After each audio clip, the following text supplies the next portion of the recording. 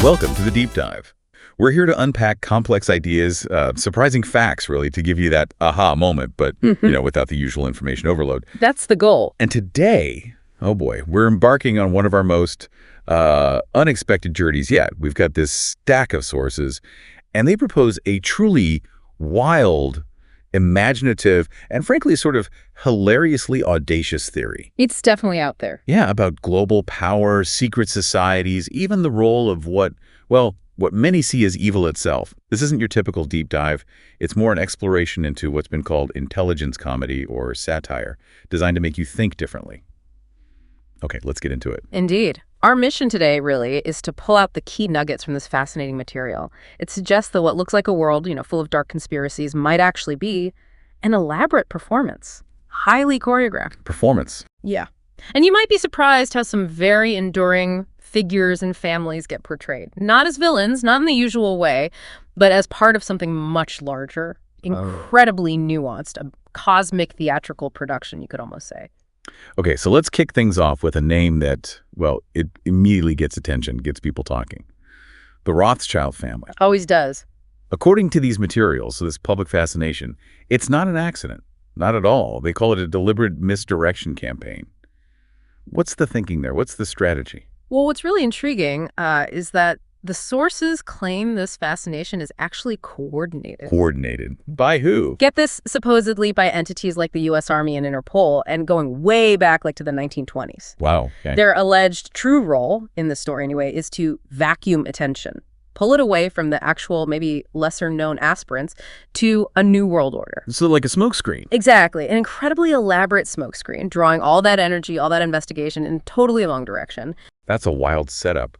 And okay, that leads us right to these often whispered about satanic dinners. Yes, those. Our sources suggest when someone gets an invite to one of these things, they're actually walking into something more like a dîner de con, a social trap, like dinner for schmucks. Is that the idea? That's precisely the comparison they make, not what it seems at all. Right. The mechanism described is, pretty cunning. 50% of the people there are supposedly in on the joke, playing a part.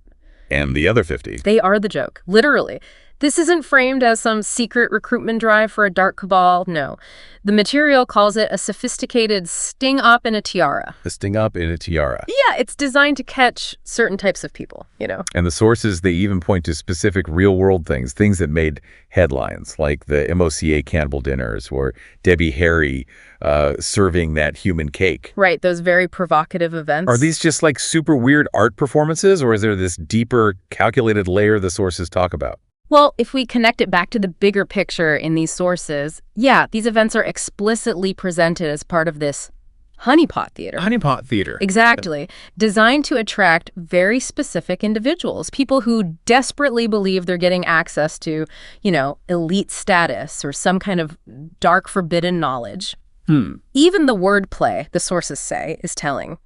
MOCA, supposedly standing for mock cannibalism. Oh, wow. They call it luxury entrapment, luring in people who actively seek out and want to align with perceived darkness. So for those attendees who aren't in on it, what happens? What's the outcome? Are they being victimized, or is it something else? Well, here's the punchline, according to the sources. These rituals that look like victimizing, they're actually staged. Carefully staged to expose predators, not create new ones. Expose them. Yes. The sources are super clear on this. The people attending aren't being recruited into some dark order. They are effectively being audited. Audited, okay. So in this very unusual narrative, the Rothschilds aren't the villains. They are the trap. They're acting as set decorators for Hell's interview booth. Set decorators for Hell's interview booth. Yeah. It's this inverted logic, right? Where the figures you think are dark are actually serving this hidden, revealing purpose. Okay, here's where it gets really interesting and honestly kind of mind-bending. Right. Our sources drop this core thesis that just challenges millennia of perception. Satan, as we, commonly understand him. Not a scary, autonomous, evil figure. Not at all. Right. He's depicted as a loyal sheepdog. Yeah. That's the phrase they use, a loyal sheepdog. That just turns everything completely upside down. It really does. And it immediately raises the question, doesn't it? A sheepdog for whom? Exactly. The sources provocatively claim Satan was given a very specific job by this group they call the Royal Order of the Jesters. Royal Order of the Jesters, who are they? Described as this ancient, powerful, kind of mysterious group, supposedly set up back in 1911. Okay. And Satan's job? To identify wolves. That's the mission, according to this material. Not to harm the sheep, but to spot the predators among them. So working for the shepherd. Precisely. He purportedly works for the shepherd. In fact, these sources, they go so far as to say, quite remarkably, Satan is Jesus's biggest fan. Wow. Okay. That is something else. It's a total reframe, suggesting even forces we see as negative can have this hidden, maybe even benevolent function.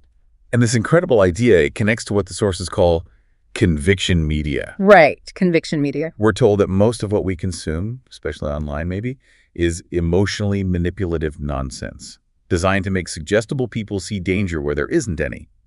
Or worse, project their own darkness onto innocent stuff. Exactly. It plays on perception. Can you give an example? How does this supposedly work? Sure. The sources mention an instance where, let's say, a child holding a maraca, just a toy maraca, in Jeffrey Epstein's kitchen was framed in some media reports as holding a phallic symbol. Oh, I think I remember something like that.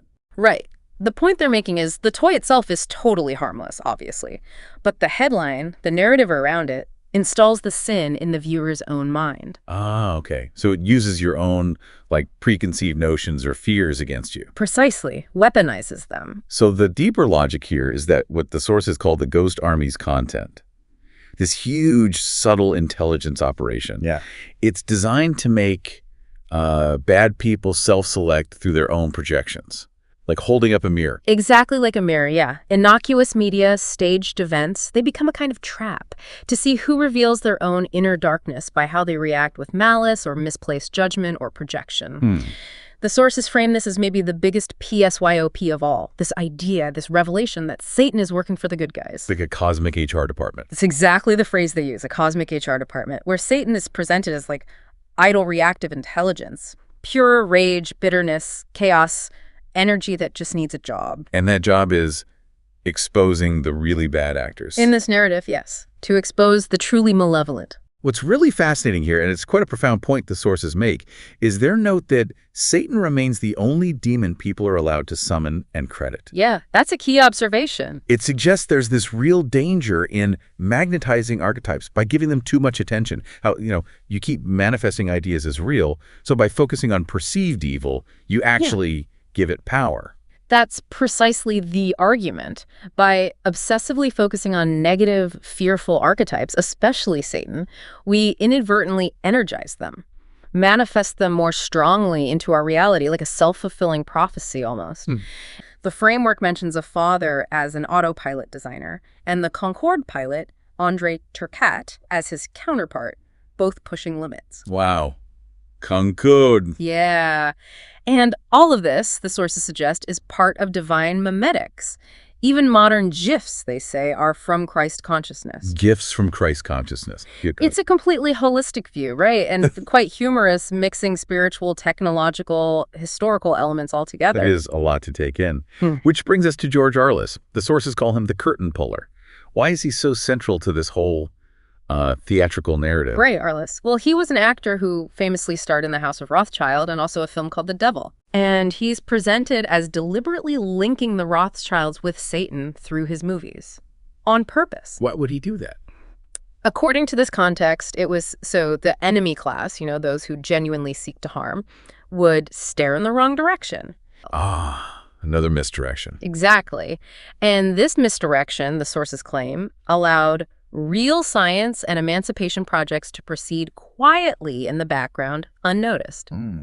Arliss apparently even trained Charles Coburn, who they call the Lap Man, both supposedly involved in this disclosure theater, teaching how to act, but also how to let fools reveal themselves by trying too hard to impress the producer. The producer, like a metaphor for... Yeah, for the ultimate intelligence, or maybe the guiding force behind it all. This is where that idea of time markers gets really interesting, too. Yes, the time markers. The sources link Arliss releasing The Devil, the movie, to the actual conception date of the Concorde test pilot, Andrei Turcat. Yeah, it's incredibly specific. Implying that these PsyOps and aerospace innovation are always time-aligned with Ghost Army operations. It suggests such a deeply choreographed history. It really does. Everything interconnected. Yeah. And this ties directly into the core idea of raising our vibrations. That's central to these sources. Raising vibrations. Yeah. How does that work here? They suggest that if, hypothetically, we live in a 100% inverted world where what seems bad is actually serving good, then we can know truth by considering the inverse. Look at the opposite. Okay. And that famous image of the Concorde taking off, it's not just cool technology, it's used as a metaphor. A metaphor for what? To stop orbiting the problem, lift off, stop getting stuck in the muck. The implication is that staring at Rothschild media, obsessing over these perceived conspiracies, it actually attracts lower vibration players, people who genuinely do want to ruin the world. So it's a warning about where you put your focus, your attention. Exactly. Be careful what you feed with your attention. So the escape, then, the way out of this trap, involves focusing on beauty, laughter, or Concorde-level engineering, things that uplift. That's the idea. Focus on things that elevate, that inspire awe or joy or genuine progress. And this seems to connect directly to our modern relationship with technology, too. How so? Well, the sources make this really fascinating connection to Apple, almost framing it as a modern tree of knowledge. Apple is the tree of knowledge. Oh, okay. Steve Jobs is even mentioned in the context of Jobs' test, like a trial of faith or ingenuity. Oh. And Anton LaVey, the founder of the Church of Satan, he's described not as purely evil, but as someone mocking Pope aesthetics while performing a sacred inversion. Like a performance designed to reveal hidden truths. A sacred inversion. Yeah. Even the Star Trek communicator is seen as a pre-sigil, a symbol that existed in fiction before it became real technology. And the Apple logo itself, framed as the fruit of divine-demonic duality. Wow. So it contains both possibilities. Exactly. And the underlying message, according to these sources, is crystal clear. Think different, please. It's an invitation, almost a plea, for a higher kind of consciousness. That's quite a thought. So it sounds like the sources are saying LaVey, and maybe technology itself, they aren't inherently good or bad. They're tools. Just tools. Powerful ones. So what are we, the users, supposed to do with these tools? And that really raises the crucial question for you, the listener. What did you build with it? Right. The sources really emphasize that you can use this knowledge, this technology, to go to hell or to go to heaven. It absolutely highlights free will, your choice.